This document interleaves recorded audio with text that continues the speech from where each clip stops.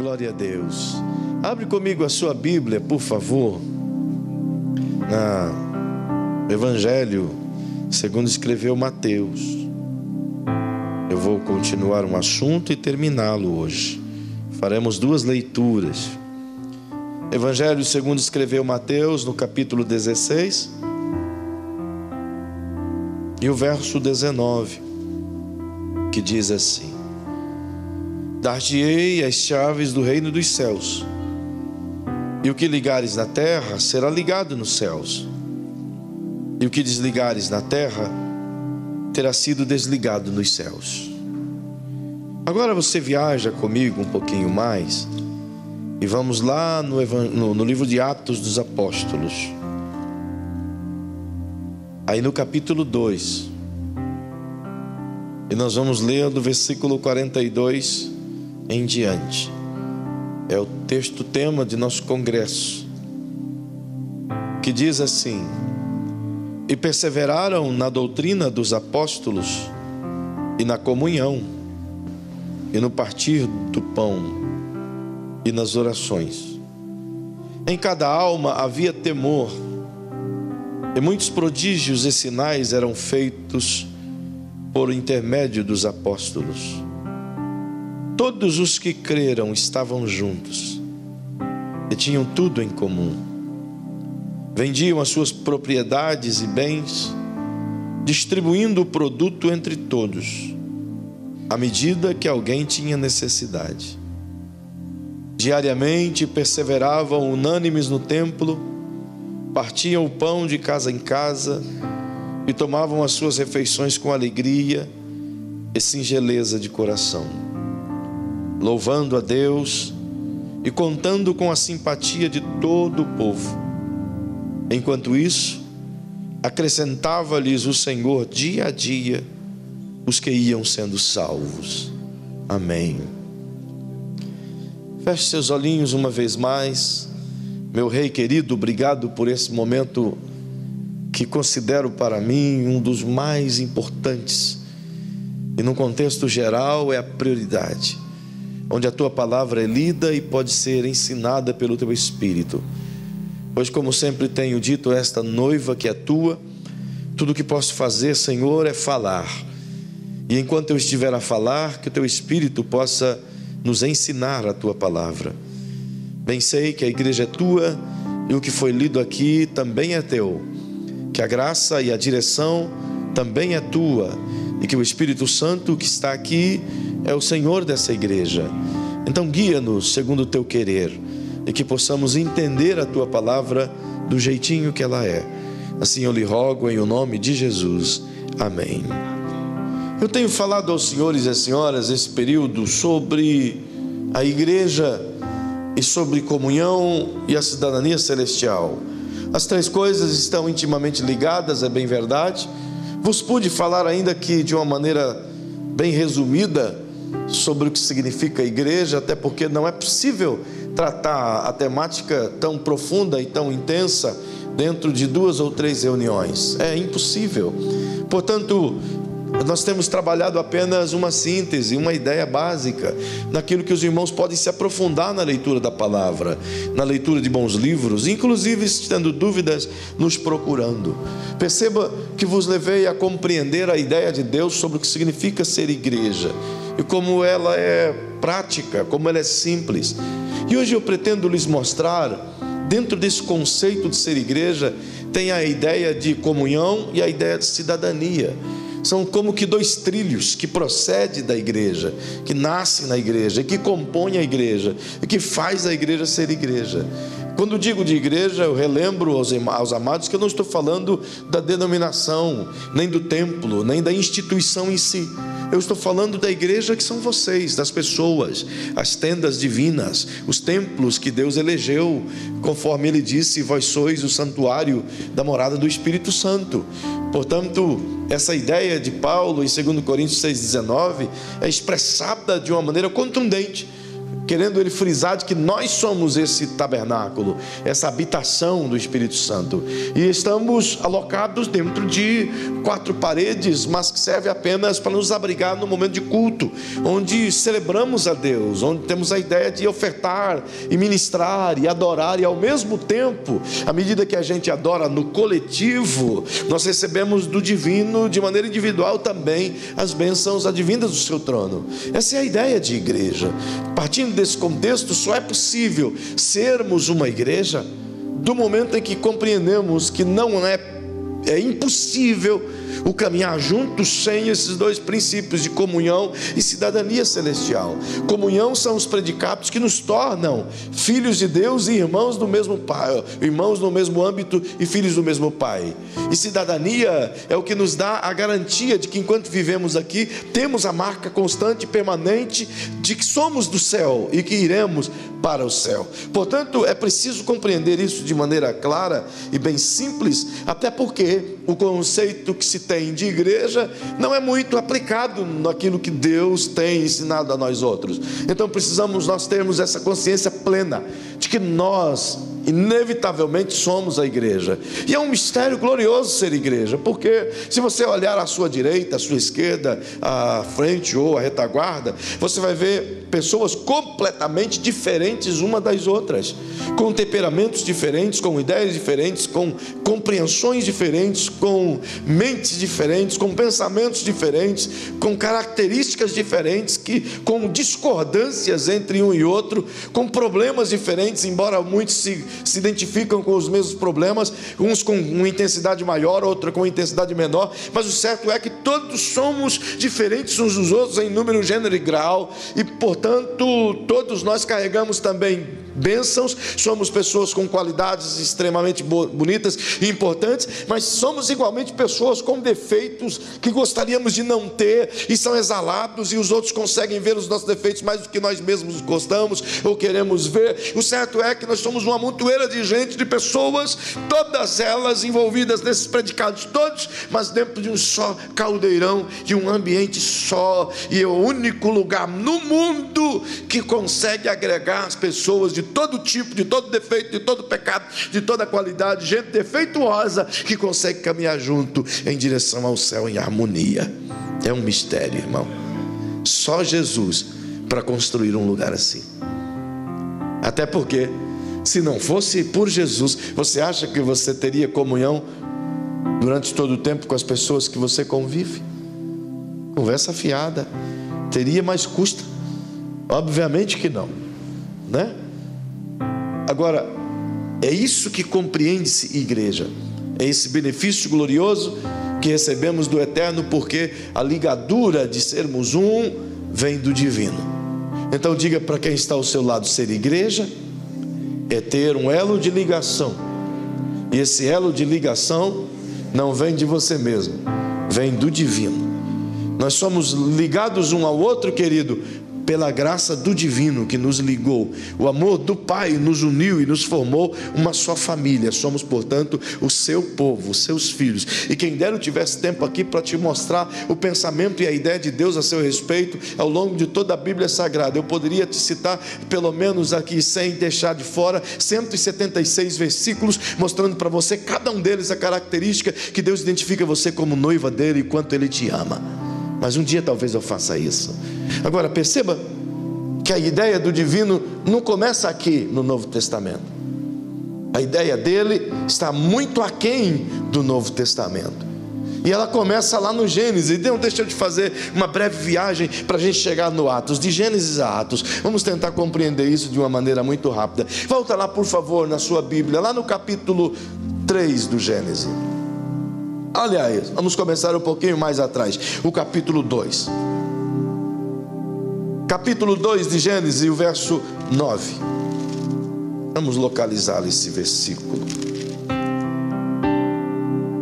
2:9, a Bíblia diz assim: do solo fez o Senhor brotar toda sorte de árvores agradáveis à vista e boas para o alimento, e também a árvore da vida no meio do jardim, e a árvore do conhecimento do bem e do mal.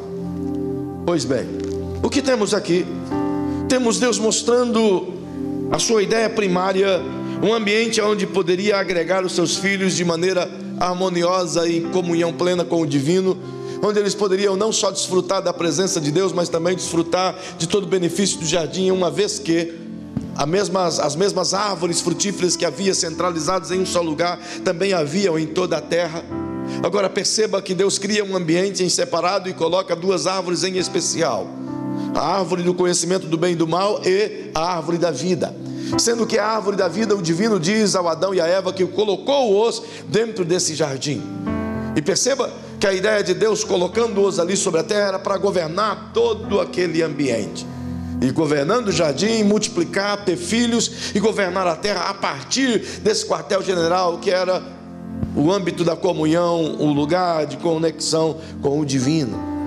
E quando ele coloca o Adão e Eva dentro do jardim, ele está, portanto, estabelecendo um elo de ligação permanente, um ponto de contato, um ponto de acesso, onde qualquer pessoa vinda de Adão e Eva poderia estar dentro do jardim e desfrutar da árvore da vida que dava a eles condições de não morrer.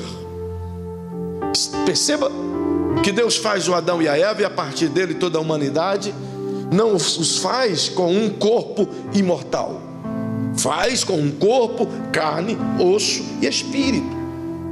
Corpo, alma e espírito. E o que dava a imortalidade para o Adão e para a Eva? A árvore da vida. Enquanto eles comessem da árvore da vida e estivessem obedientes ao divino, eles viveriam eternamente. Não teria problema algum, seu corpo nunca envelheceria. Já pensou que coisa mais bela? Não ia ter ruguinha na tua cabeça, cabelo nunca ia ficar branco, sabe?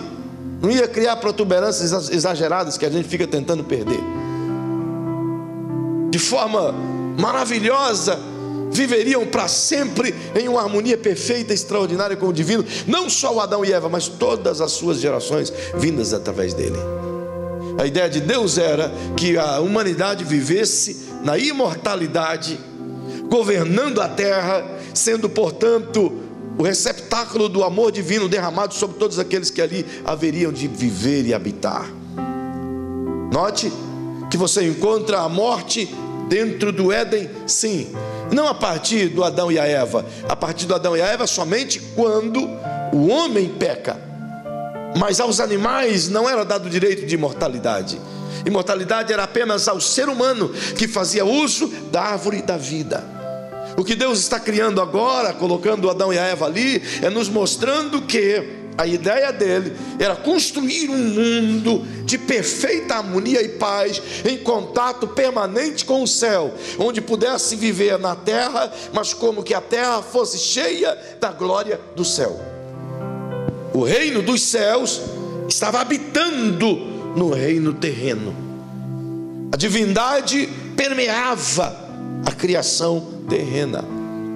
Porém, no capítulo 3, você vê uma tragédia. Vai comigo lá. Nós já falamos isso na primeira, na segunda, terceira lição. Entretanto, é importante agora a gente lembrar disso, porque faz parte do contexto da igreja. Capítulo 3 de Gênesis, venha comigo, por favor.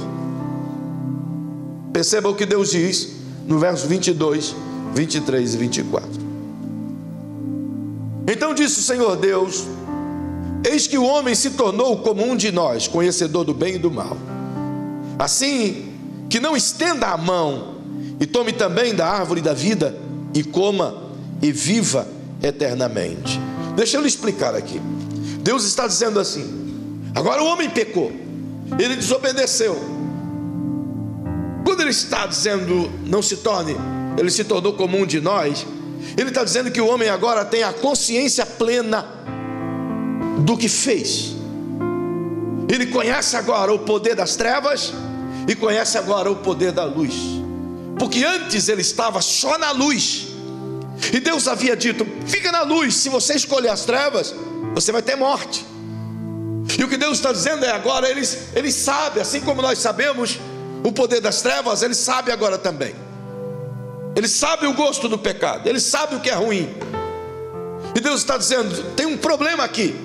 Se a gente deixá-lo dentro do jardim, ele conhecendo o bem e o mal, ele vai comer da árvore da vida e vai viver eternamente no pecado.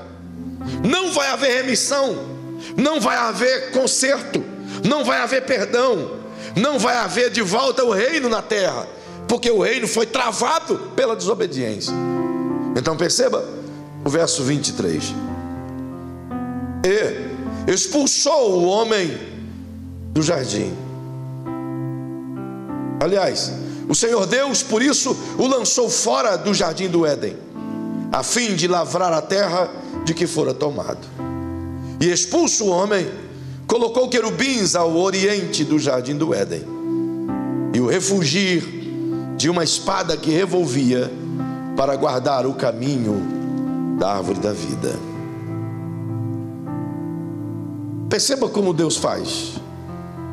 Ele precisa tirar o Adão do jardim, e quero te lembrar duas coisas que já vos disse. A primeira, que a terra inteira era um paraíso. Quando a Bíblia fala do jardim, logo no verso 8 do capítulo 2, a Bíblia diz: e plantou o Senhor Deus um jardim no Éden. A palavra Éden é a palavra hebraica para paraíso. Então Deus está dizendo: e plantou o Senhor Deus um jardim no paraíso. A terra era, portanto, um paraíso, e Deus separa um lugar na terra para um paraíso dentro do paraíso. Esse paraíso dentro do paraíso era onde o divino vinha para manifestar o seu amor e a sua graça em convívio pessoal com os seus filhos. Perceba que esse ambiente não era vedado aos filhos de Adão, era livre para qualquer um que pudesse vir e buscar ao Senhor enquanto estivesse debaixo da inocência e da obediência do divino. Mas eles perderam isso, eles optaram por ouvir a proposta da serpente. E uma vez que houve a proposta da serpente, eles comem daquele fruto proibido, e de maneira imediata seus olhos se abrem e eles passam a ter consciência de que erraram conscientemente. E Deus agora os expulsa daquele ambiente. E por que não se acha mais o jardim do Éden? Porque aquele ambiente fora construído exclusivamente para a manifestação do divino ao homem. Note que aquele lugar era um lugar separado por Deus para que a divindade viesse manifestar-se na terra. Você está entendendo? Então diga para quem está ao seu lado: o jardim era um lugar em específico onde a divindade manifestava a sua graça e o seu amor para com seus filhos. Ali era o ponto de contato, de conexão. E agora esse ponto de conexão é tirado. Então o jardim é bloqueado. E Deus diz que uma vez que ele expulsa o Adão e a Eva dali, o fato de dizer expulsão é justamente a declaração de que o Adão governava a terra e voltava para o jardim quando queria. E isso é provado porque Deus coloca uma espada flamejante circundante o jardim, que guardava o caminho da árvore da vida. Por que essa espada é colocada ali? Porque o Adão sabia exatamente como sair e como entrar. Era um processo no qual ele fazia regularmente. Afinal, ele governava a terra inteira. Entende? Então Deus lacra aquele jardim, protege e o guarda, porque lá dentro possui a árvore da vida. E eu não tenho condições aqui, nem tempo para poder tratar isso contigo, embora o faremos, eu creio que lá na 13ª ou 14ª do terceiro módulo, nós vamos falar um pouquinho sobre isso. Mas é bom lembrá-los de que a árvore da vida aqui tem tudo de identificação com a presença de Jesus. A árvore da vida, o seu fruto é que garantia a vida eterna.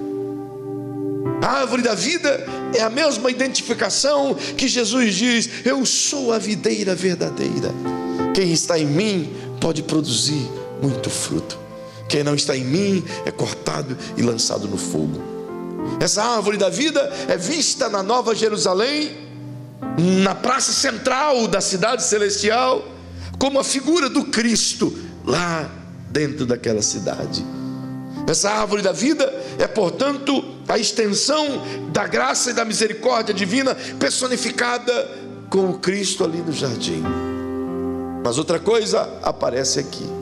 Perceba que a Bíblia diz que a espada era para guardar o caminho para a árvore da vida.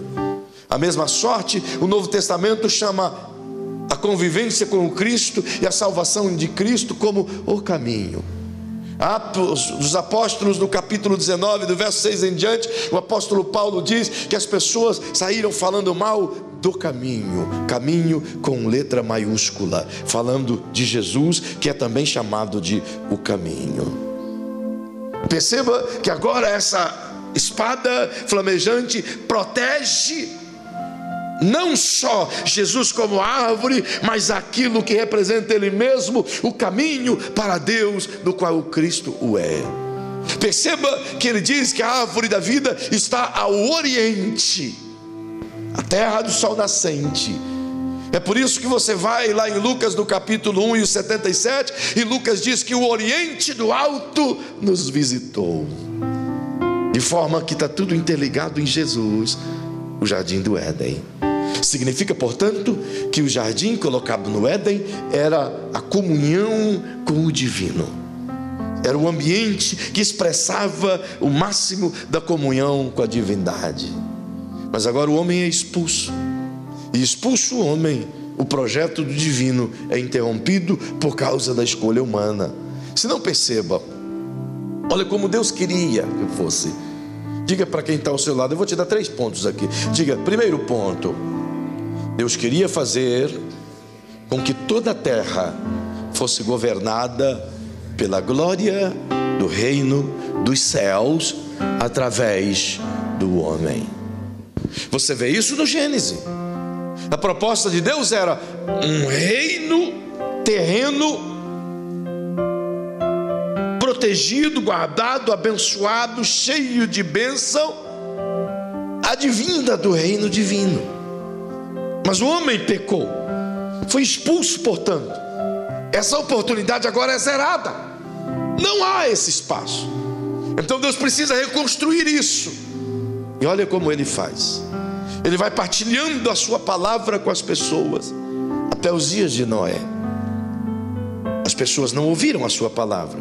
Tiveram Enoque como testemunha, tiveram as palavras de Adão como testemunhas, e não conseguiram capturar a ideia de um reino. Mas vem os dias de Noé.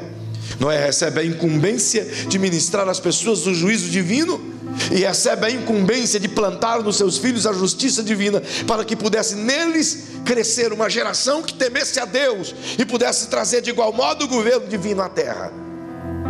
Mas eles também não conseguiram, pecaram. Vieram homens dominadores, cheios de malícia, de pecado, e erraram. Então Deus decide chamar Abraão. E quando chama Abraão, diz: eu vou fazer de você uma grande nação. E a ideia de Deus expressada na vida de Abraão, está exatamente centrada no capítulo 18, verso 19, quando Deus diz assim: Ele viu em Abraão o potencial de ele transferir para os filhos a condição de ser perfeito e ser temente a Deus.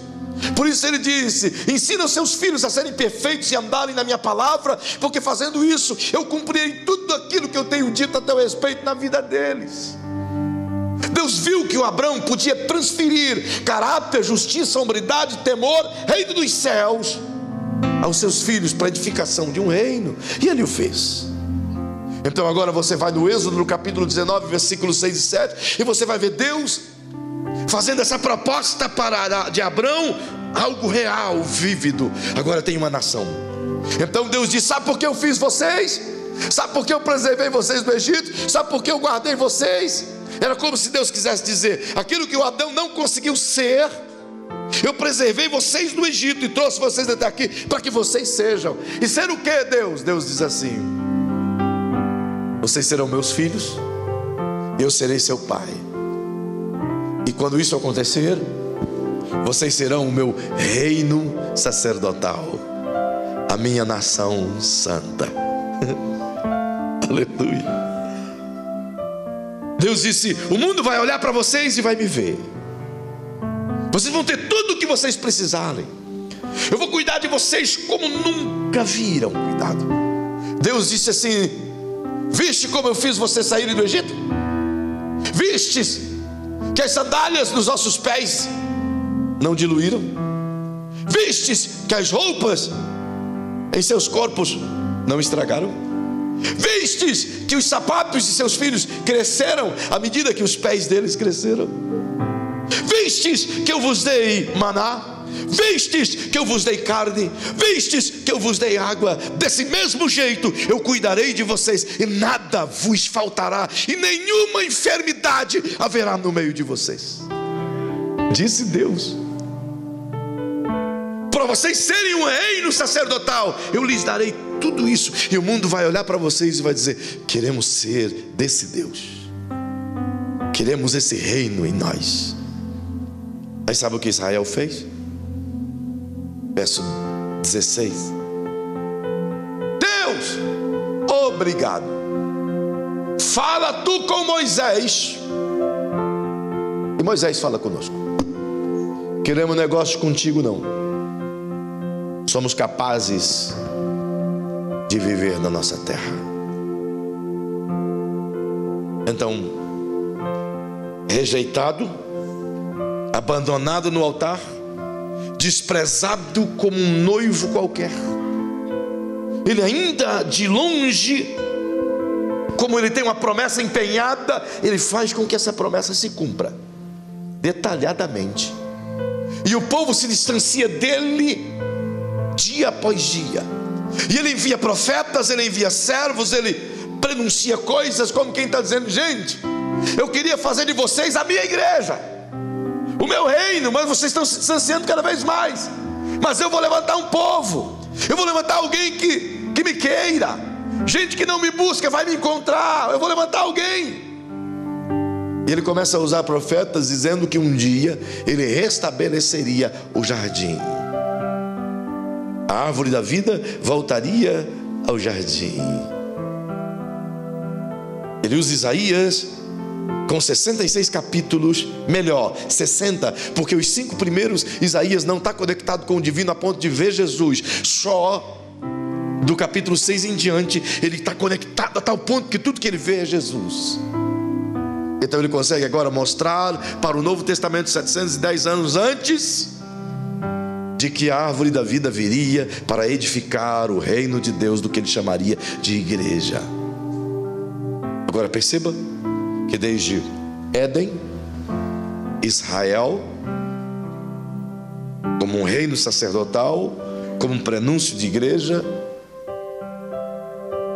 se perde.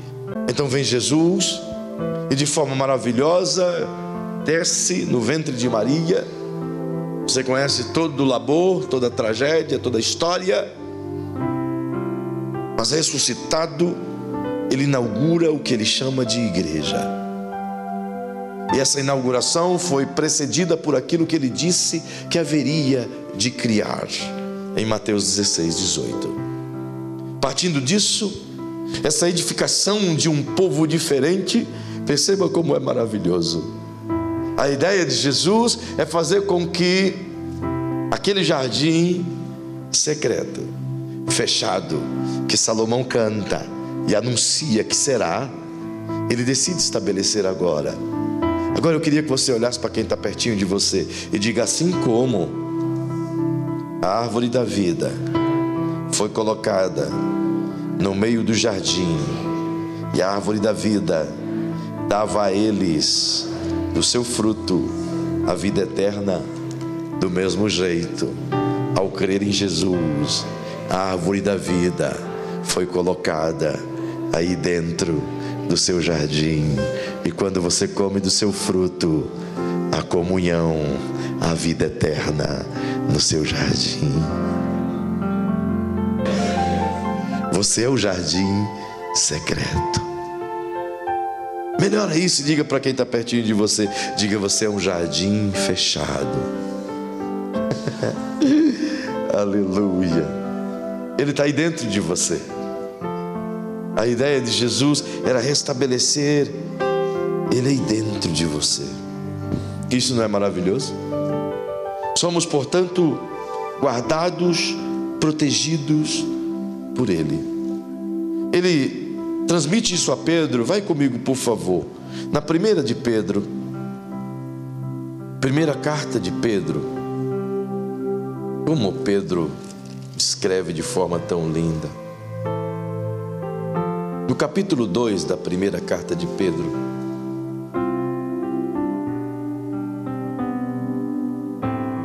quero ler para vocês. Despojando-vos, portanto, de toda maldade e dolo, de hipocrisias e inveja e de toda sorte de maledicências, desejai ardentemente, como crianças recém-nascidas, o genuíno leite espiritual, para que por ele vos seja dado crescimento para a salvação, se é que já tendes a experiência de que o Senhor é bondoso.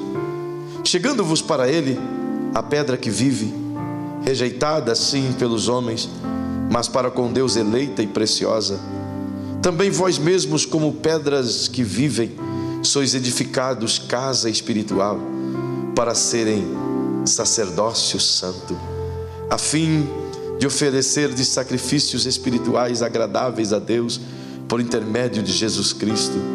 Pois isso está na Escritura: eis que ponho em Sião uma pedra angular, eleita e preciosa, e quem nela crer não será confundido, de modo algum envergonhado. Para vós outros, portanto, os que credes, é a preciosidade, mas para os descrentes, a pedra que os construtores rejeitaram, essa veio a ser a principal pedra, a angular, pedra de tropeço e rocha de ofensa. São estes os que tropeçam na palavra, sendo desobedientes, para que também foram postos.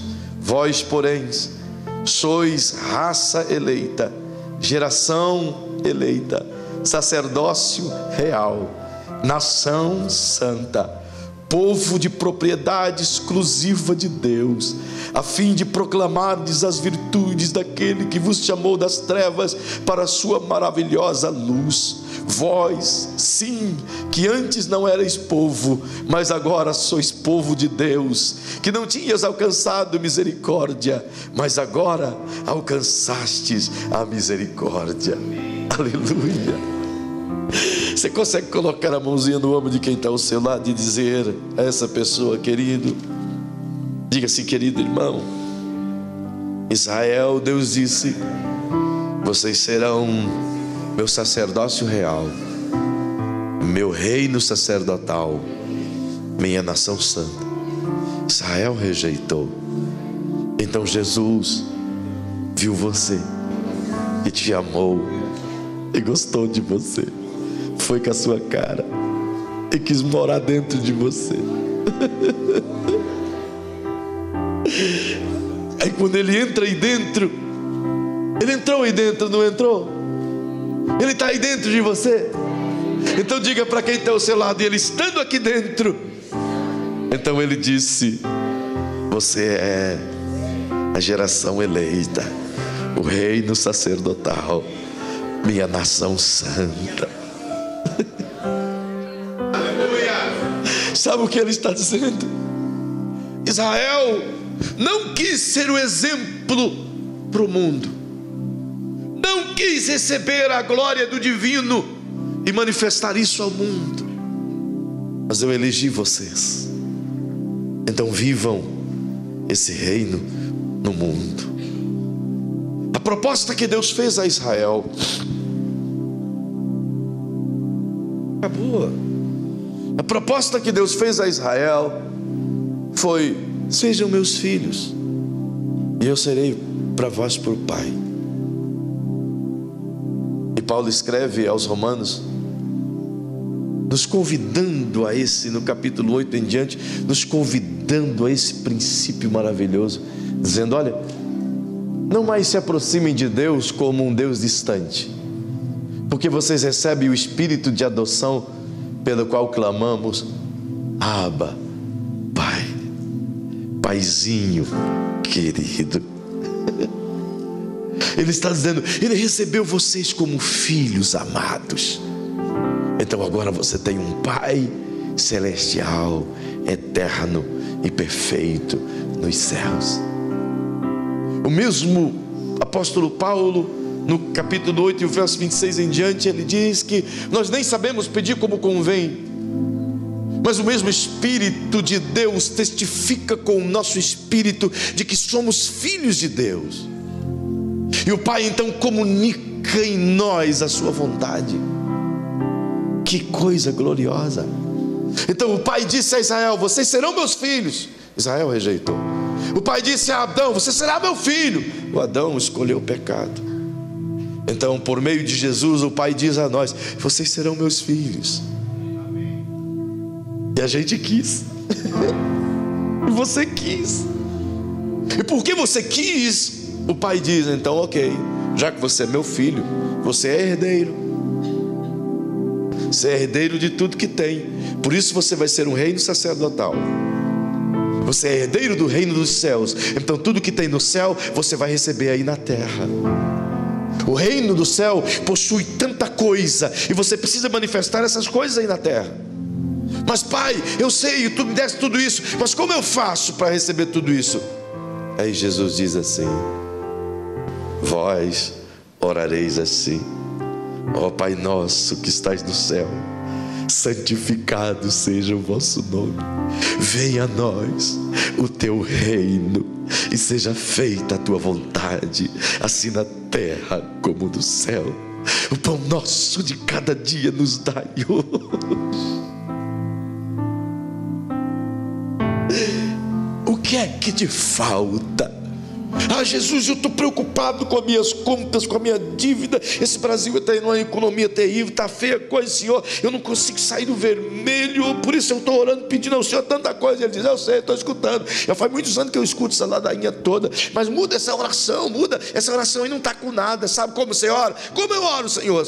Ora do jeito que eu te ensinei. E o que vai acontecer? Você tem que partir desse princípio: buscai em primeiro lugar o reino dos céus e a sua justiça, e as demais coisas vos serão acrescentadas. Não andeis ansiosos por coisa alguma, com o que comer ou com o que vestir. Por que estáis ansiosos? Oh, olhe os pássaros do campo, eles não plantam nem ceifam, todavia o Senhor cuida de cada um deles. Não sois vós mais importantes do que os pássaros do campo? Quer preocupar com o que está vestido? Olha os lírios que crescem no deserto e crescem nos pântanos, vede como eles são lindos e portentosos, nascem pela manhã e o sol os queima e à tarde ele morre, mas o Pai os mantém e os veste, que nem Salomão em toda a sua glória vestiu-se como um lírio daqueles que nasce no banhado. Não sois vós mais importante do que os lírios do campo? O vosso Pai sabe todas as suas necessidades antes mesmo de lhe pedirem. Então buscai as coisas que são do reino de Deus e a sua justiça. E o que vai acontecer?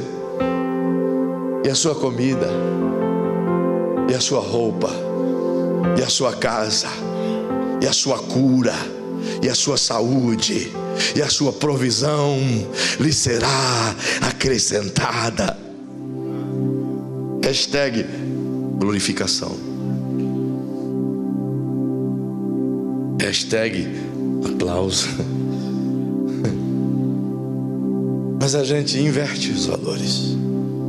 Ele disse: vocês são minha nação santa, meu povo adquirido, propriedade exclusiva, diz Pedro, propriedade exclusiva de Deus. Aí eu encho a minha boca e digo: minha mulher. E Deus diz: Mané, minha filha. Olha para quem está ao seu lado e diga: eu sou de Deus. Você não tem ideia do poder dessa expressão. Não, você não tem ideia do que significa ser de Deus. Você não tem ideia. Não, se você soubesse o que significa ser de Deus, você não acordaria preocupado todas as manhãs. Você não acordaria estressado, angustiado, querendo morrer, pensando no que vai acontecer. Você não estaria aí descabelando porque não sabe se vai poder comprar o presente de Natal, se vai poder comer um frango, ou um peru, ou uma sardinha enlatada. Você não sabe. Mas se você compreendesse o que significa ser de Deus, você ia dizer para Ele: Pai, estou na bênção, estou em Ti, Nós cantamos agora há pouco: eu não vou me importar com o que vai acontecer. Eu só quero te exaltar. Tu és a razão do meu viver.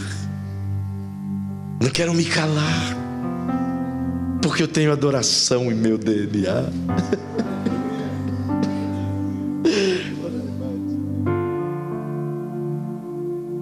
Deixa o Senhor derramar a bênção sobre você. Não bloqueie, não feche a porta, não impeça Ele de entrar. Quantas pessoas perdem a oportunidade porque não reconheceram o anjo da bênção passando? Quantas pessoas que não conseguem acreditar? E quer saber? Todas as vezes que Deus decide abençoar alguém, Ele sempre vem disfarçado de um jeito em que você não consiga crer que é Deus. Por quê? Ele não podia vir como Deus? Seria mais fácil? Porque Deus quer que os filhos o reconheçam não pela aparência, mas pelos sentimentos. Deus quer que os filhos reconheçam-o pela voz, pelo tilintar do coração. É Deus. Eu sei que é Deus. Oh, eu sei que é Deus. Ouça Deus. Ouça Deus. Não feche a porta para Deus. Ele vai usar as pessoas que você não acredita. Ele vai usar os meios que você não concorda. Ele vai usar os mecanismos que você rejeita. É por isso que a sintonia com o divino precisa estar afinada. Eu vos falei domingo, é o quanto eu estou em Deus que define a direção. A maioria de nós perdemos as bênçãos e as oportunidades porque estamos longe do coração de Deus. Algumas vezes Ele precisa arvorear a bandeira, colocar outdoor, e a gente passa tão correndo que a gente não consegue notar. Não perca Deus de vista. A igreja tem esse privilégio. Por isso ser igreja, para Ele morar aqui dentro. Agora diga para quem está ao seu lado: você busca ouvir Deus em uma canção, em uma pregação, nas coisas externas? E isso não é errado, mas você deveria primeiro ouvir Deus na árvore da vida. Onde o Adão foi ouvir a proposta do pecado? Distante da árvore da vida, onde estava a árvore do conhecimento do bem e do mal, um lugar que ele não deveria nem passar perto. Tinha interesse ali. E a gente não consegue entender que a voz dele está tão pertinho. E a gente quer sempre que venha a voz de longe, mas a voz dele está bem pertinho, bem pertinho. Tão sussurrado que se você desligar a música, você vai ouvir. Tão sussurrado que se você parar de ouvir as notícias ruins, você vai ouvir. Tão sussurrado que se você parar a sua reclamação só um pouquinho, você vai ouvir. Tão sussurrado que se você parar de questionar só um pouquinho, você vai ouvir. Ah, você vai ouvir. Porque você é a igreja. Pare de reclamar. Você é a igreja. Ele está aí dentro de você. Concorda comigo? Então ouça-o. É um dos maiores privilégios de ser igreja, a conexão contínua com o papaizinho. Eu começaria agora a falar da comunhão, mas a gente fala isso outro dia. Fique em pé, por favor. Saia daqui essa noite pelo menos com 3 certezas dentro do seu coração. Eu queria que você fosse boca de Deus para a vida de alguém e afirmasse essas certezas para alguém. Diga profeticamente para quem está perto de você, diga: querido irmão, tenha a primeira certeza, não foi você que elegeu-se como uma igreja, foi Deus que fez de você a sua igreja. Sabia? Acho isso maravilhoso, porque aqui no Brasil a gente tem o privilégio de escolher qual igreja a gente quer congregar, né? Tem para todo gosto, tem para todo jeito. Tem igreja que pula, que deita, que chora, que canta, que grita, que é parada. Tem igreja que dorme. Tem igreja para todo gosto, irmão. Tem igreja de aviãozinho, tem igreja de crítica, tem para gay, tem para lésbica, tem para quem você quiser. Todo gosto. Então a gente escolhe. Hoje agora eu quero ser membro da igreja azul. Para ser membro da igreja azul. Não, cansei da azul, quero ser membro da igreja rosa choque. Vai na igreja rosa choque. E tem. Agora eu quero ir na fogo santo. Eu não sei se tem fogo pecador, mas eu vou na fogo santo. Vou naquela ali, Jesus foi ali, volta já. Tá. A vara de Moisés, o cuspe de Jesus, tem para todo jeito, né? A gente escolhe onde a gente quer cultuar. Mas uma das coisas mais lindas que eu vejo no Evangelho é que você não escolheu Jesus. Você não escolheu Jesus. Aleluia. Vocês não entenderam nada. Vou ter que pregar tudo de novo. Vocês não entenderam nada. Você não escolheu Jesus, irmão. Jesus escolheu você. Você nem queria Ele. É na verdade. Você não queria Ele não, irmão. Você correu dele. No dia que foi para aceitar Jesus, o pregador teve que insistir muito. Você nem queria, mas Ele queria você. Então Ele te grudou e disse: eu não vou te largar, eu não vou te deixar, eu não vou desistir de você, eu vou caminhar com você, eu vou chorar com você, ainda que você me rejeite, eu vou ficar aqui pertinho, porque um dia você vai me ouvir, um dia você vai me querer, um dia você vai me aceitar, e eu vou estar aqui. Na hora que você levantar a mão, eu te agarrarei. Foi Ele que te escolheu. Não foi vós que escolhestes a mim, mas fui eu que escolhi a vós, disse Jesus. Segunda certeza. Diga para quem está pertinho de você. Diga: eu tenho uma segunda certeza. Eu nunca fui amado como sou amado por Deus. Que eu não vejo, mas que por incrível que pareça, sem ver, eu sinto sem ver. Por quê? Ele está aqui dentro. Essa certeza você tem que ter. Quantos têm essa certeza de que Ele está aí dentro? Então, se Ele está aí dentro, você precisa crer nisso. Isso me leva a uma terceira certeza. Diga comigo: terceira certeza. Se Ele está aí dentro, Ele é o rei do reino. O rei não separa do reino, e o reino não separa do rei. Quer dizer que o rei e o reino é um só. Então, onde o rei está, o reino também está. Aleluia. Glória a Deus. Mas pastor, eu não estou recebendo nada ainda. Porque você mesmo trancou a porta. Deixa o reino manifestar-se em sua vida. Viva pelo reino, creia no reino, ande no reino, sirva o rei, traga tudo do reino para a terra. Você pode porque você tem Ele dentro de você. Viva essa fé. Viva essa fé. Exercite essa fé. Eu termino aqui e você vai cantar.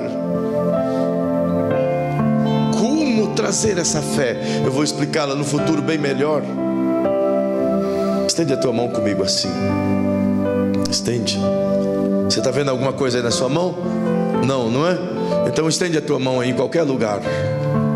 Estendido a tua mão de uma forma tão comum, simples, você não está vendo nada. Mas se você, com a tua mão estendida assim, como uma manifestação de fé, dizer em nome de Jesus: eu abençoo minha vida financeira agora mediante a fé. Em nome de Jesus. Eu abençoo meu filho em nome de Jesus. Eu abençoo minha filha em nome de Jesus. Eu abençoo minha casa em nome de Jesus. Está abençoada a minha renda em nome de Jesus. Está abençoada a minha horta em nome de Jesus. Está abençoada a minha casa em nome de Jesus. Está abençoado o que eu sou em nome de Jesus. Está abençoado em nome de Jesus. Em nome de Jesus. Você libera a bênção mediante a sua fé que você fala.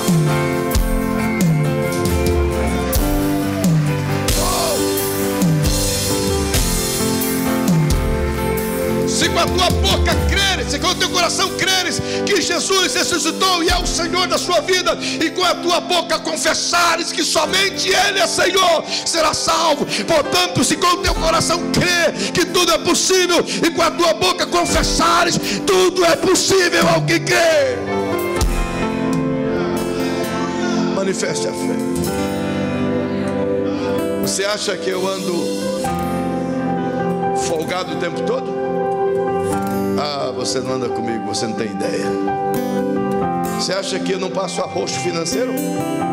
Ah, você não tem ideia. Você não acha? Você acha que eu ando com a minha esposa sobrando e nós estamos nadando na grana, fazendo aviãozinho de nota de 100? Ah, você não sabe. Mas quando a necessidade vem à porta, eu abro a minha boca.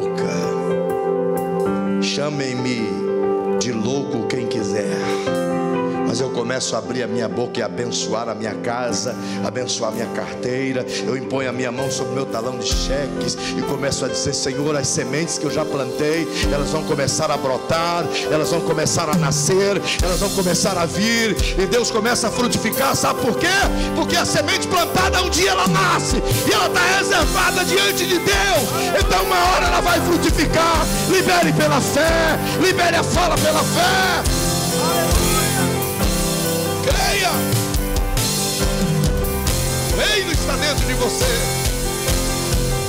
Ouve. Meu amado é o mais belo entre milhares e milhares.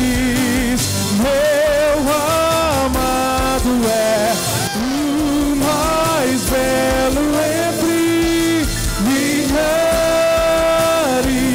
e milhares. Aleluia. Aleluia. Aí talvez você diga: mas pastor, e se eu liberar a fé pela minha palavra e não acontecer? Eu só posso te dizer o que eu faço. Eu libero. Eu oro e diga: seja curada. Eu oro e diga: venha a provisão. Eu oro e diga: eu já tenho recurso. Eu oro e digo: Senhor, obrigado por me mandar enquanto Ele não mandou ainda. Aí eu olho e não veio ainda, a pessoa não foi curada, a bênção não veio. Aí eu guardo o meu coração para mim não ser alvejado pela incredulidade, pela dúvida. E como eu faço isso? Eu libero de novo. Eu libero a palavra de novo. Eu oro outra vez. Eu profetizo outra vez. Alguns Algumas vezes eu profetizo 1, 2, 3, 4, 5, 10, 20, 50 vezes, e eu não vou parar de liberar enquanto a bênção não vir, porque todas as vezes que eu libero a palavra, a minha fé é acrescida e eu consigo vê-la manifestar. Então não tenha medo daquilo que vai acontecer. O seu papel é crer e falar, e o papel de Deus é manifestar aquilo que você falou. Você não pode criar, mas o Deus que você quer pode criar. Ele pode. Ele pode. Ele pode.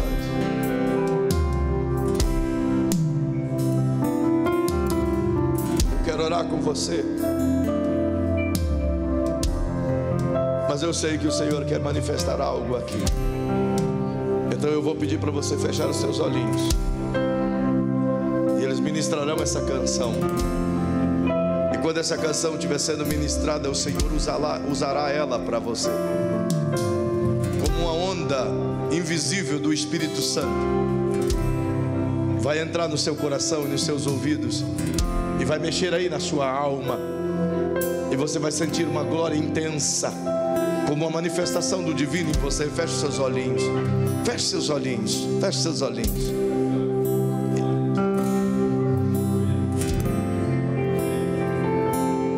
Feche seus olhinhos. Canta essa canção.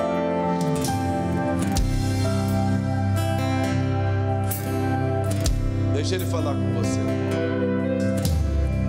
Seguro estou nos braços daquele que nunca me deixou. Você acha que ele te deixou sozinho alguma vez? Seu amor perfeito sempre esteve repousando em mim.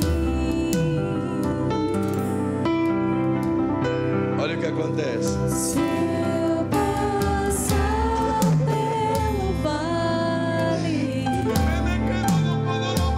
acharei conforto em teu amor, pois eu sei que és aquele que me guardas, me guardas. Então profetiza!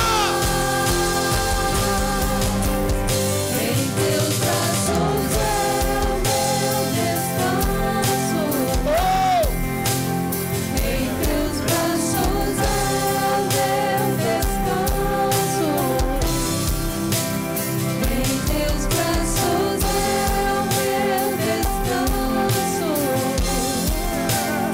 Em teus braços é o meu descanso. Sinta a presença dele. Sinta os braços fortes do Espírito Santo te ajudando.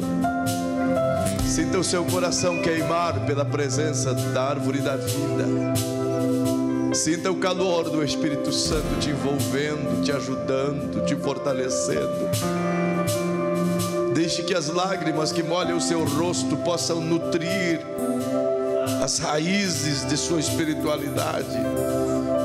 Ah, Paizinho querido, eu sei que a tua noiva está em ti, Senhor. Eu sei que o Senhor está na sua noiva. É a tua igreja, Senhor, são os seus eleitos.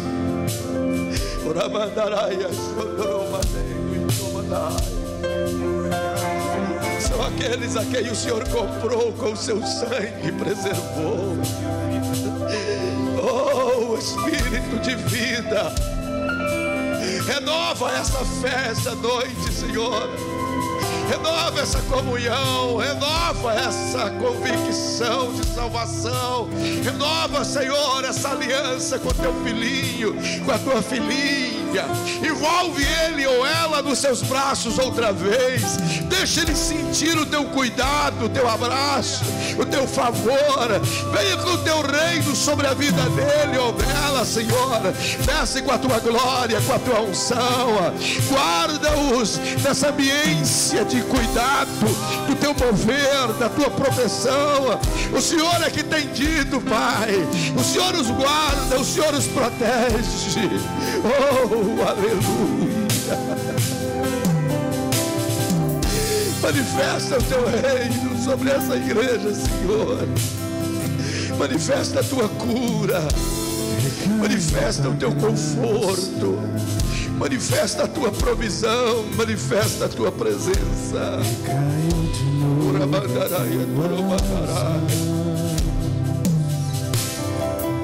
Receba a presença de Jesus.